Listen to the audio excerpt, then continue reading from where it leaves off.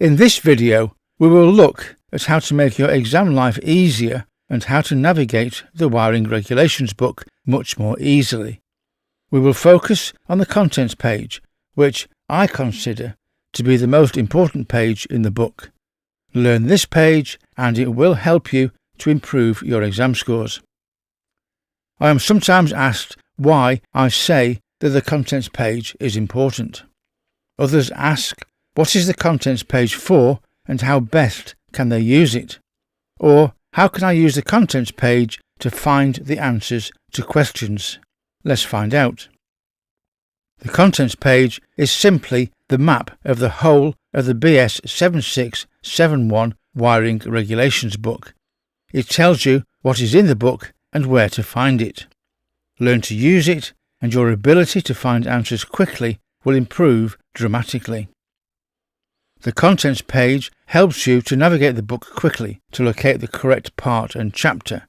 It helps you to understand the structure of BS 7671 and will, with practice, let you jump to the right section of the book. It's your first stop when you don't know where something can be found in the regs. Let's have an overview of the contents page. Pause the video and take the time to understand just what is happening on the contents page, what help it is giving you. These are the 8 parts plus the appendices plus the very useful table of figures and the equally useful table of tables, with the index bringing up the rear at the back of the book. So why does the contents page matter so much for the 18th edition exam? To begin with, it's an open book exam. You can use the book. There is no need for guessing. It's a timed exam, 2 minutes per question on average. It helps you to find the right part or chapter quickly, saving time. You can easily narrow down what to search for when using the index, and you will avoid wasting time flicking through the book, hoping for the hand of fate to help you. It's essential that you understand the format shown on the contents page. There are several part numbers. These are distinct blocks within the book.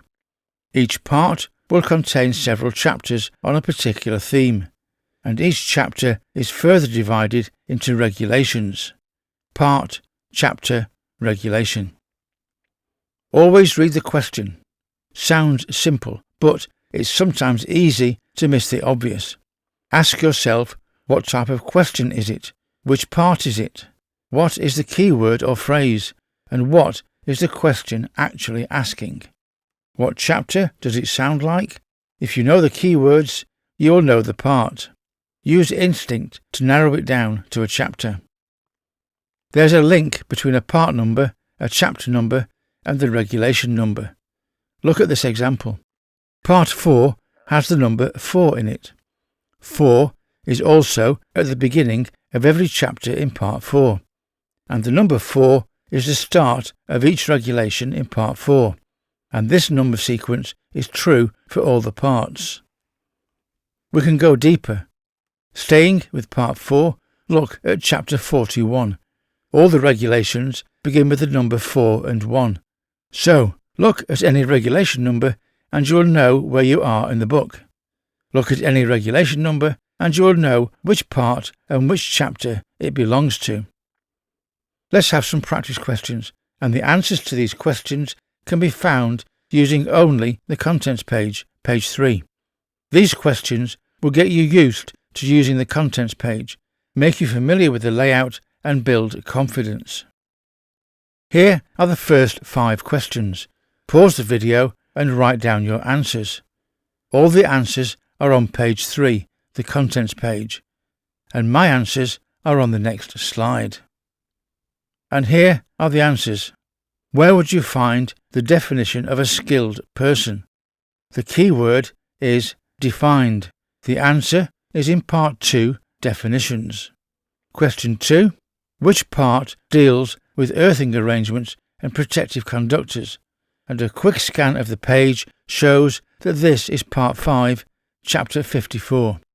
Number 3. Where do you find the requirements for protection against electric shock? And this will always be in Part 4, Protection for Safety. Question 4. which part and chapter covers isolation and switching, and again run your eye over the page and you'll find this is part 5, chapter 53. And lastly, number 5, where are the classification of external influences located? And this is appendix number 5. Another 5 questions, a little bit more difficult.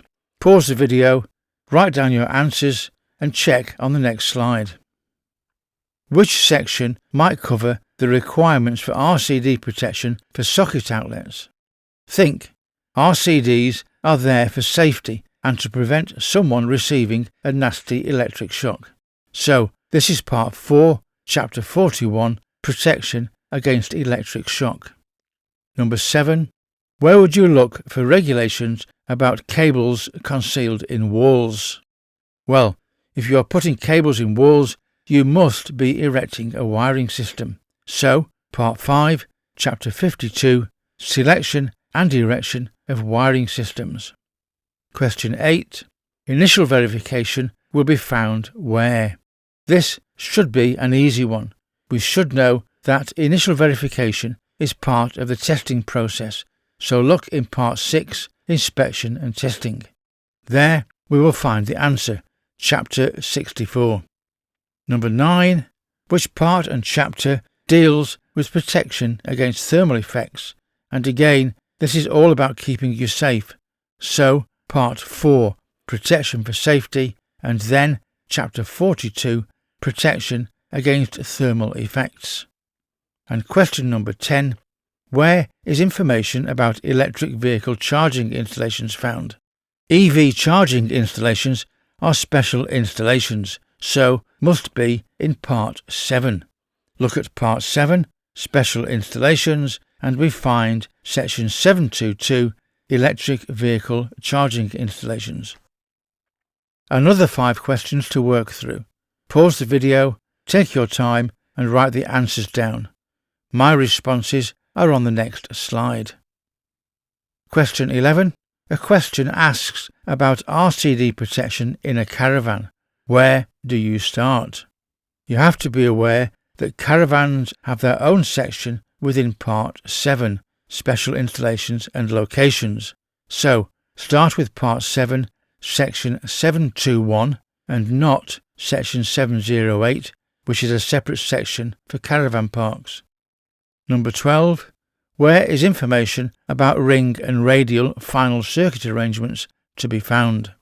Practice will tell you that this is in appendices, in fact, appendix number 15. Question 13. If a question asks about IP codes on agricultural premises, where would you look?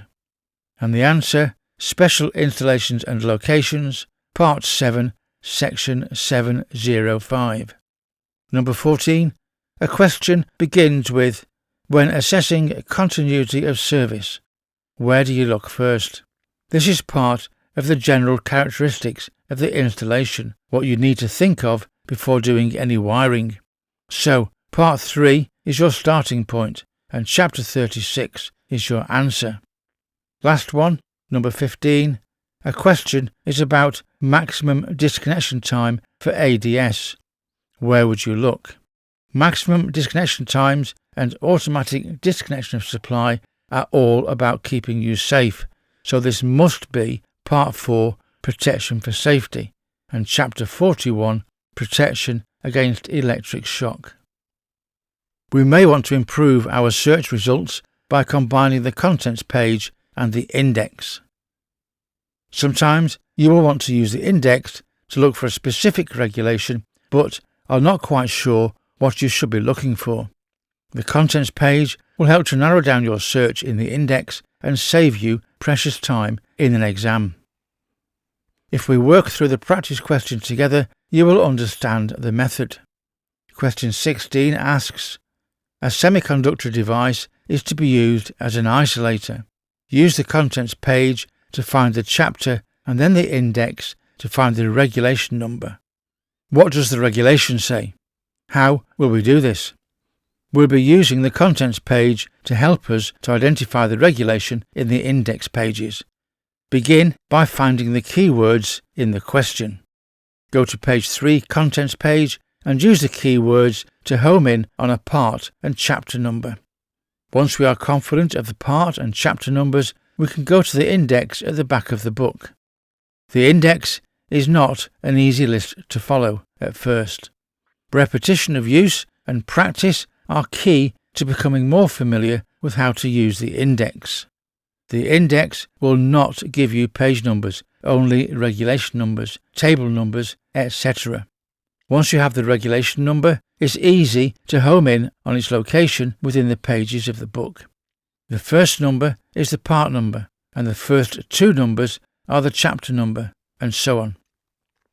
Begin by identifying the keywords in the question. We have semiconductor device and we have isolator. Now go to the contents page. Where will we find isolator? Isolator choice is part of the erection of an installation, so let's try part 5. And there, chapter 53 says protection, isolation, switching, etc. So now we know that the relevant regulation must begin with a 5 and a 3. Next, go to the index and find a heading for I for isolator on page 592. Now for the second keyword. Under the heading Isolator, find Semiconductor Device, and there is a regulation number beginning with a 5 and a 3, and this is regulation number 537.2.2. We can find the regulation on page 185 of the Brown Regs book. Regulation 537.2.2 tells us that semiconductor devices shall not be used as isolating devices. Job done. How easy was that? Now try this one, question 17. Follow the same pattern. First, find the keywords in the question. Consult the contents page to find the chapter number. Use that information in the index to narrow down your search for the regulation. Go to that regulation in the book. The question asks, in which regulation will you find information about the nature of the supply and assessment of its characteristics? Step 1. Find the keywords, in this case, nature and supply and assessment. Step 2. Go to the contents page and use one of the keywords to show you where the answer might be. Look at part 3, chapter 31, purposes, supplies and structure. So we know the regulation begins with 3 and 1. Step 3. We'll use the word supplies, so turn to page 604 in the index. Find S for supplies, and just below the heading you will find supply, nature of, assessment, and a regulation number beginning with a 3 and a 1. Regulation 313.1. And step 4, go to regulation 313.1 and you will find this on page 55 of the Brown book as shown bottom right. Question 18 asks, which regulation relates to extra low voltage socket outlets in a caravan, and what does the regulation say? Same pattern again. First, find the keywords in the question. Consult the contents page to find the chapter number and use that information in the index to narrow down your search for the regulation, and then go to that regulation in the book. Pause the video and try this one yourself before going to the next slide. Here's the process that I used. Step 1. Find the key words: extra low voltage, socket outlets, and caravan. Which keyword do you think you should look for first? Step 2. Go to the contents page on page 3 and look at part 7, section 721, which says electrical installations in caravans and motor caravans.